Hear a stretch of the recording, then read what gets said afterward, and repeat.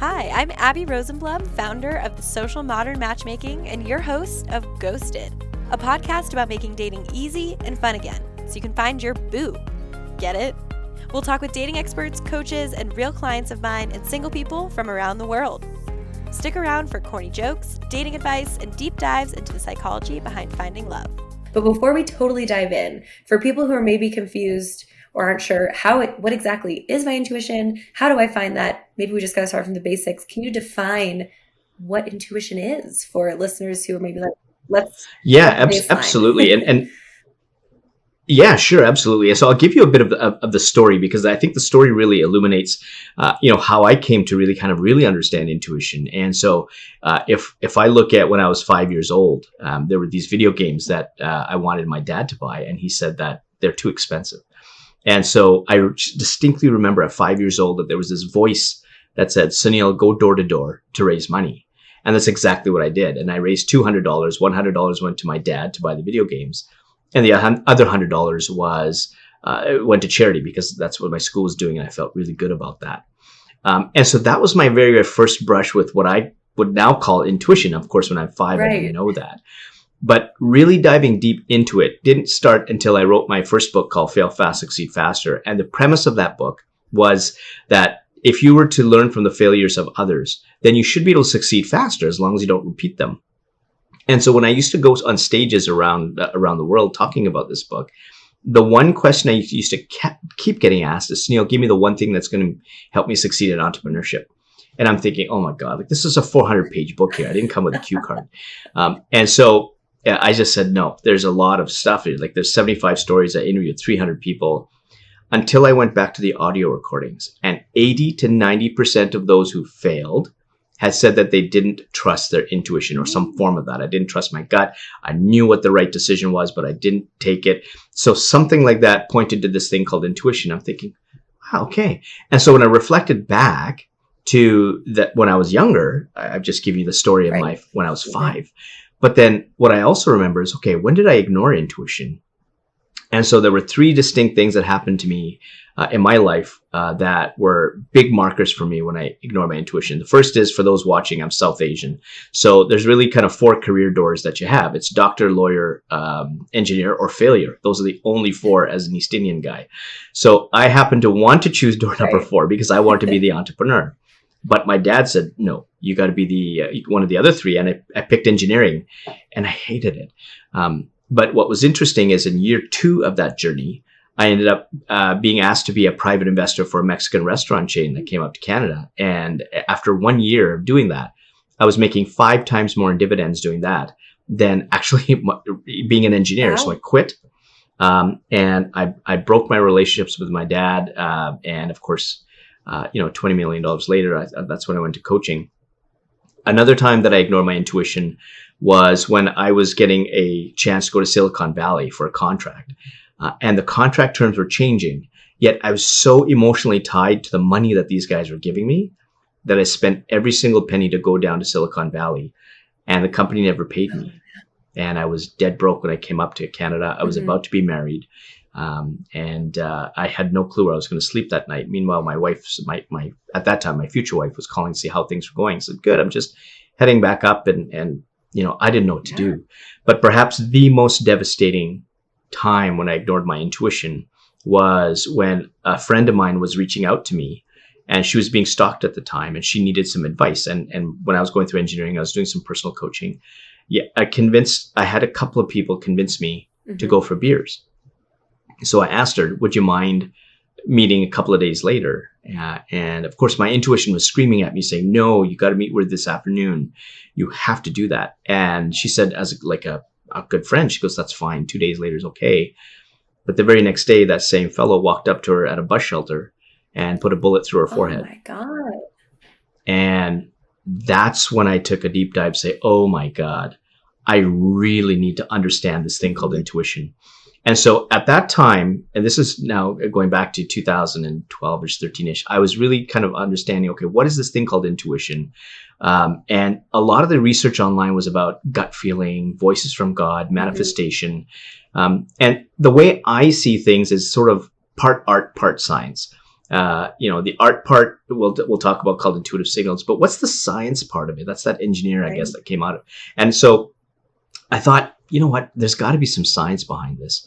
And so I went to an academic database and I typed in the word intuition, 53,000 articles on intuition. And when we look at intuition and relationships, close to 75% of articles deal with intuition in relationships. So now I absolutely knew that there is a huge tie between intuition and relationships that obviously people are researching about. And so when I started doing some further research, what I found is that since I heard intuition when I was 5, perhaps we're born with it. And lo and behold, there's this research paper that shows that intuition, there was this research paper that looked at 2-year-old kids that showed that they had intuitive tendencies. So that kind of made sense. And then the other thing is, as I started to interview a bunch of people and ask them what they thought about intuition, I got a lot of different definitions. And so when I looked at the science behind intuition, it hits the amygdala, which is the fight or flight center. And so either you're going to be eaten by a saber-toothed tiger or not. But in that area of the amygdala, there's no capacity for language. So we can all define intuition in our own way. And so therefore, my definition of intuition could be slightly different or similar to yours, but in my case, it doesn't matter. And in your case, it doesn't matter, because how you define intuition is really individual to you. Right, because it's just a feeling. And then the other thing I discovered is that there's 2 big components to intuition from a sort of a structural perspective. And so I'll start with the intuitive signals. And the intuitive signals, there's 2 types, positive and negative. So clearly, the positive signals are the ones telling you to move in a certain direction to make that decision. And obviously, negative intuitive signals are telling you that you should move away from that decision. And this is how unique these are, because we all have our own experiences. And so each one defines these intuitive signals differently. So, for example, my positive signal is the dots connecting. Or in some cases, I feel that flow or gentle pull. So for me, when I'm making a decision, and those are the signals I get, I know that the decision I'm about to make is the right one. So I'm going to go ahead with that decision. A negative signal for me, the very, very first one, is that I lose my peripheral vision. I get hyper-focused and my eyebrows cross. It could be something I'm seeing. It could be something that I'm thinking, but that's my very first signal. And so whenever I get that reaction, I know that whatever decision I'm about to make based on that thought at that moment is one I need to back away from. And so this is how unique it is. And one of the things that we have a problem doing, and this is why many people look at this gut feeling or that voice as sort of generalities, is that so many have never gone into figuring out what their unique inventory of signals are. And so, for example, let's say you and I do our homework to figure out, especially with the negative signals. The thing with negative signals, they start very subtle in nature. Oprah calls it a whisper. And they get louder and louder and louder until you can no longer ignore them anymore. And in fact, there was someone I interviewed for my podcast, and she was in a relationship which she knew she shouldn't have gotten into, yet she stayed. And she knew that she had to leave this relationship, and the signals she kept ignoring until she actually heard the words, "get out." And she finally let this guy go, but she was financially devastated at that time. She lost all her money. So she made the decision not to listen, not to forget listening to her intuitive signals. And so this is the uniqueness that we all have. And in fact, in business, a unique intuitive signal that's positive was there's a CEO that's run now 2 multi-million-dollar companies based on this omen that pops up.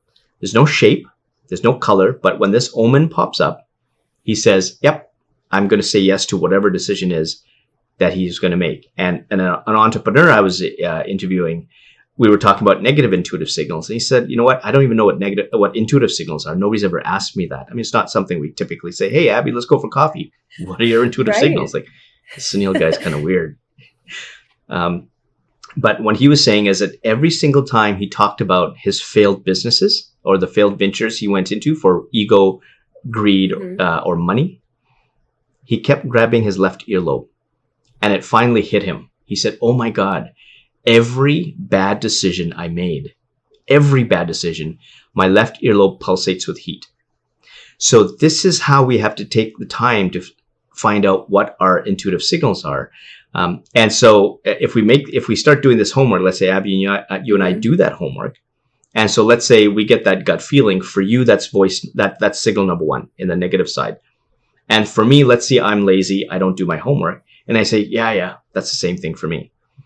If that gut feeling for me is signal number 3 and not signal number 1, when I'm waiting for that gut feeling to tell me to back away from a decision, I've missed signal number 1 and signal number 2, which means that I've made 2 bad decisions. Right. So those 2 bad decisions in a relationship could just simply be that, I stubbed my toe, or it could be I'm headed into a place in this relationship I really don't want to go because you see some value. So that's the one big part of intuition, is the intuitive signals. And so the way I look at intuition is like when you drive a car. When you drive a car, you turn the keys or you press the button and you hear the engine whir. And you hear the engine. If it sounds good, you keep going. And if it sounds bad, you stop. But not many of us are mechanics. So we don't need to pop open the hood to figure out how these gears are shifting and how the oil is being used, et cetera, et cetera. And so when you pop open the hood, when it comes to intuition, there's 4 types of intuition that all work together to help give you that signal. And the best way that I can describe all 4 of those is through a case study of a non-believer. So one of my very first interviewees was the fellow by the name of John Rothschild. And this guy was an investment banker where data and spreadsheets ruled his world. So when I asked him to say, "John, would you mind giving me an interview on intuition?" He goes, "What the heck are you talking about, Sunil? Like, intuition doesn't, like, what are you talking about?" And he said, "Look, I haven't seen you in a while. Why don't you come down and let's have a coffee?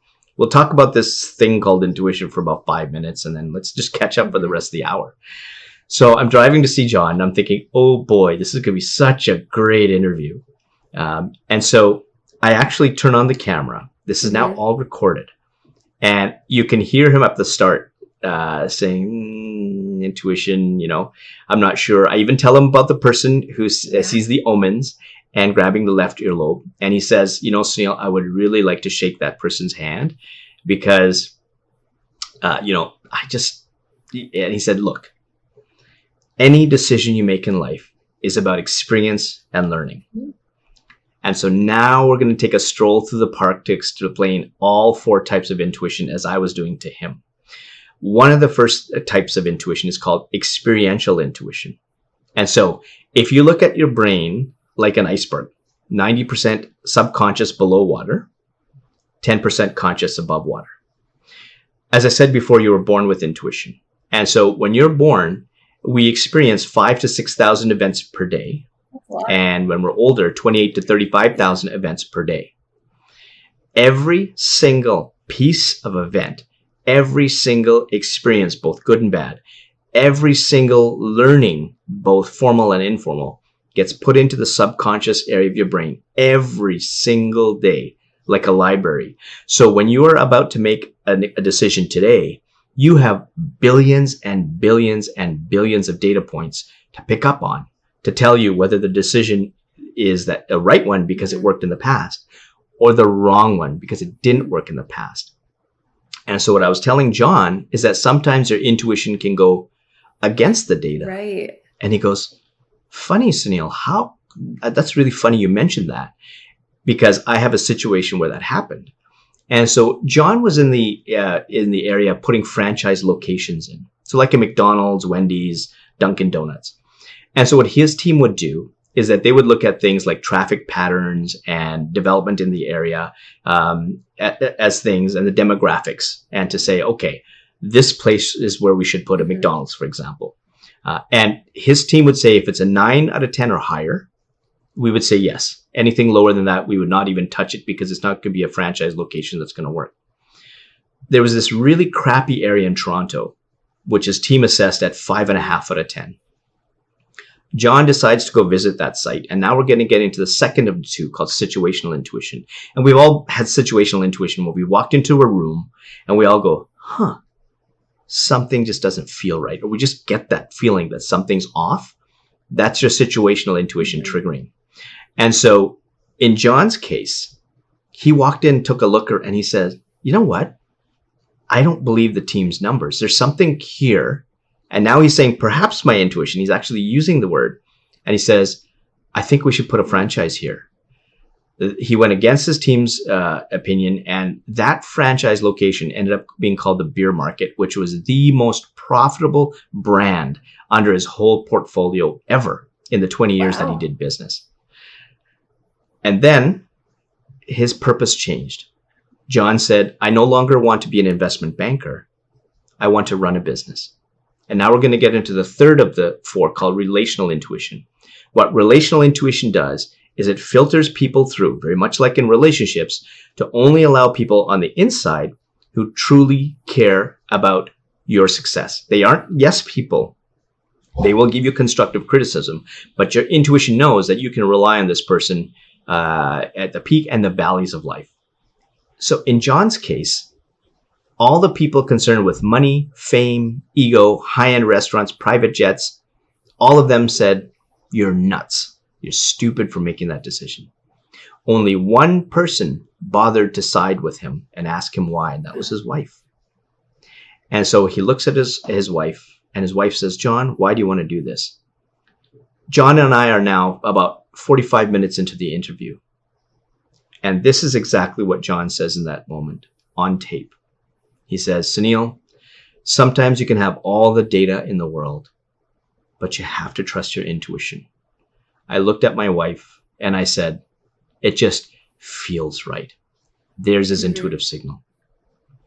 And the fourth of the four is called creative intuition. This one actually leads you to make the decision. And so if you're just eating a sandwich or turning left at the lights, your creative intuition is pretty low. It's not very risky.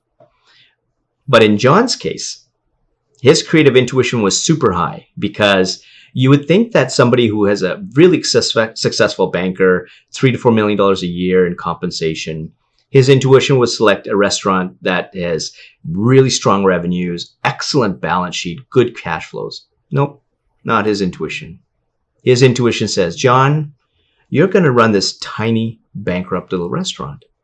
And so that's what John did. He quit, rolled up his sleeve, walked into that tiny, bankrupt little restaurant. That restaurant was Eastside Mario's location number 1. And over the next 20 years, he grew that to over $2 billion in gross revenue a year, because it just felt right. That's what intuition is, and that's how it operates. And there's, it's so interesting too, because there's so many times people don't trust their intuition. I'm sure you have a lot of numbers on where people are like, we doubt our intuition because our head gets in the way, our heart, anything else. So, how can people learn to trust their intuition more and listen to it? So there's a couple of things that you need to do. Well, the biggest thing that your listeners or those watching can do right now is to get a piece of paper, and on one side, put in all the good decisions that they made in the past, as many as they can, and start right beside that, start putting in, what did it feel like in that moment when you made that good decision? And the more that you can do it, what you're now getting is you're going to get a basket of positive inventory signals. And you're going to find that some decisions are going to have similar ones, like that gut feeling. Others may have, that left earlobe going on as a positive signal. So you have to figure out what that unique signal is for you, and get that basket of inventory signals. And once you have that, then every good decision is going to come with one of those signals. And then on the other side of the paper, you do the same thing, but for bad decisions you made in the past. And so what you do is you put a bad decision and you put what it felt like. But with bad decisions, you have to be careful to understand, was that the first bad decision, or was that triggered by a previous bad decision? Right. Because you want to ultimately get to the first signal. And so once you have a basket of negative intuitive signals, then you've got this full inventory of positive and negative signals, which you have at your disposal. And if you make a bad decision, because your intuition is never wrong, the one thing I say is failure is amazing, because what happens is, okay, if you made a bad decision, guess what? There's a signal that you didn't have in your inventory. And so you take what the signal was that caused you to make that bad decision, put it in your inventory of signals, because now obviously that signal should have been there in the first place. And so over time, you have this robust inventory of signals. And so every decision you make will come with a signal. And so it's up to you to pay attention to that, to make the good decision, the right decision or not. And one of the biggest reasons why we don't make that is fear. Particularly in relationships, this is a big one. When you want to move away from a relationship, there's going to be the fear of the unknown, the fear of what are you going to do, the fear of where am I going to work, what am I going to do for money, where's a safe place, are they going to get me online? What is that fear that comes in? But what happens is when fear is paired with a positive intuitive signal, that means that you should actually embrace that fear and move ahead. And a very good case study I have is a fellow by the name of David Dame, who was in his wheelchair for his whole life. He had grown up with cerebral palsy, and he always used to go to beaches and never go on the water where he wanted to go. He just wanted to feel the sand and the water caress his toes. And his intuitive signals got so loud one time that a number of years ago, he said, okay, I'm finally doing it. So he gets wheeled up to the edge of the water sand barrier, and he gets his friends to lift him up, and he feels the caressing of the sand and the water, and his biggest fear comes true, which is that he falls flat in the water and is on his face. And he said, Sunil, I have two things I can do at that moment. The one is I can succumb to that fear. I can succumb to the embarrassment and get up and just sit back in my wheelchair for my whole life and regret that I ever wanted to turn my dream into reality. I am right here. Or I can actually listen to the signals that my intuition is saying, come on, David, you can take another step. And he does. Come on, David, you can take a second step in the water. Wow. And he does.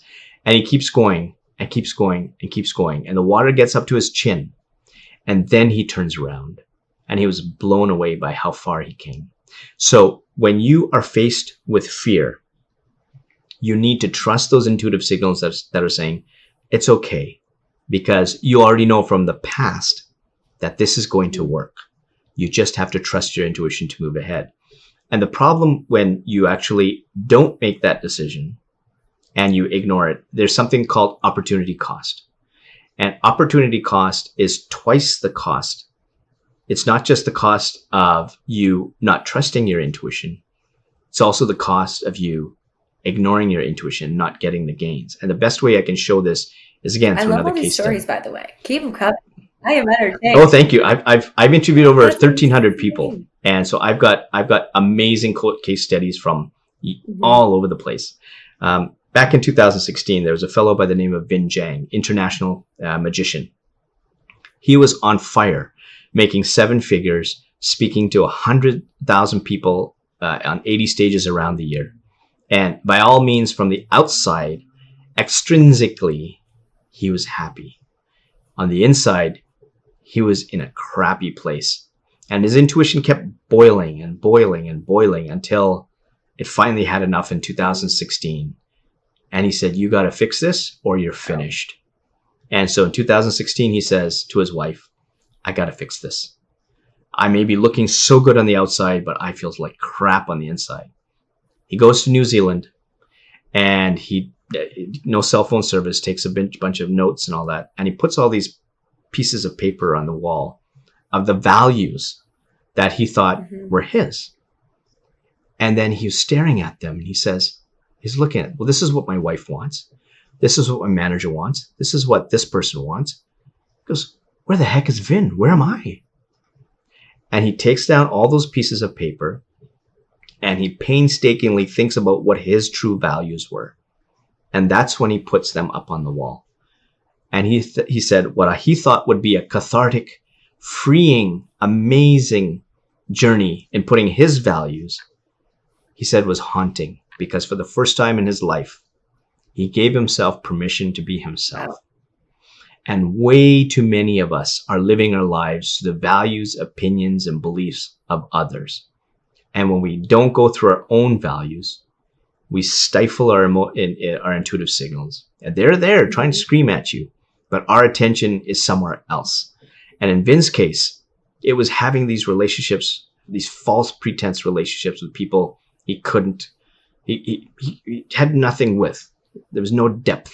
Running, being successful, but not feeling good inside. It was all ego, showing off. And so he came back from that incident, that travel journey, and he felt so renewed. And the problem is that he fell back in the same old lifestyle, same relationships with the false friends, same downtown high-rise LA apartment, name brand this, name brand that. And 6 months later, his parents come up from Australia, and his mother pulls him aside. And there's a saying in Vietnamese that his mother says that is that when you hang around squid, you're going to get some ink on you. You have a lot of ink around you. There's a lot of squid around you. This is not my boy. And so it was at that intuitive moment that he said, I am done. And he gets rid of all his friends. He sells his Mercedes gets his minivan, goes out to the suburbs, and he says, if I don't want to speak anymore, even though he's making 7-figure speaking, he says, I'm going to quit. If I don't love my wife, I'm going to tell her I'm leaving. Because this is what he wanted to do. Now, obviously, he's still Okay, married. good. Glad that worked out. And he's got a lovely, it worked out, and he's got a lovely young one. But that's the level that he got with when it came to speaking the truth for himself, driven by intuition. Right. And so the one thing I said to him is, it's great that 6 months later, you were able to move on ahead. But this is where I started to introduce opportunity cost to him. And I said, well, Vin, you spent the first 6 months not trusting your intuition, but you've also lost another 6 months of your life that you could have gained by trusting your intuition. And so you've actually lost a full year of your life. And he said, and I told him, if you're in the business of helping 100,000 people a year improve their lives, how many people did you leave behind? How many people did you not help? Right. And he said, I've never, ever thought about it like It's that. such a good point. Yeah, I mean, I even think about that too. You know, if I'm not feeling my best, I'm sure this happens with you. If you weren't feeling your best, we couldn't serve people in the best way that we could and help them. So that's kind of a whole other layer to this conversation.